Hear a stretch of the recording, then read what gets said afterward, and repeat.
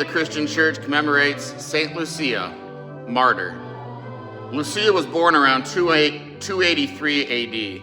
It is believed that her father was a Roman and her mother was a Greek. Lucia's father passed away when she was very young, leaving her and her mother without a proper guardian. But Lucia's parents were noble and they were rich, and so she fared better than many children of her time. Lucia had made a promise to God for her wealth, that she would use the money for the dowry instead to give alms to the poor. Lucia's mother, though, was unaware of the promise and ended up betrothing her daughter to a pagan man. Lucia's mother suffered from a bleeding disorder, but Lucia prayed that her mother would receive healing, and legend says that Lucia's mother was indeed cured. Upon this healing, Lucia asked her mother to allow her to give her dowry, to give her riches to the poor. And it's thought that Lucia wore a wreath on her head with candles to light the way through the catacombs to distribute alms to the poor. This let her carry as much bread and food as she possibly could.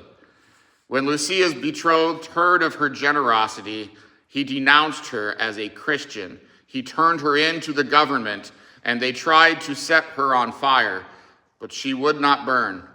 Finally, she was indeed martyred by the sword, and later stories would say that she was tortured and had her eyes gouged out. Lucia died a Christian martyr in the year 304 AD. Her fame spread throughout all the world, throughout Europe, and is the patron saint of the blind.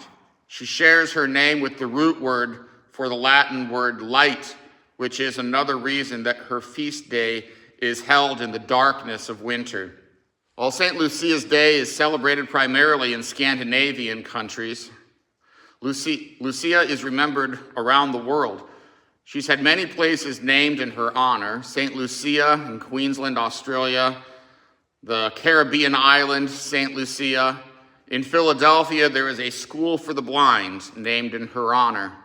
And so today, December 13th, the church does thank God for St. Lucia, the martyr, as we also thank God for sending his son, Jesus Christ, to be the light of the world, the light no darkness can overcome.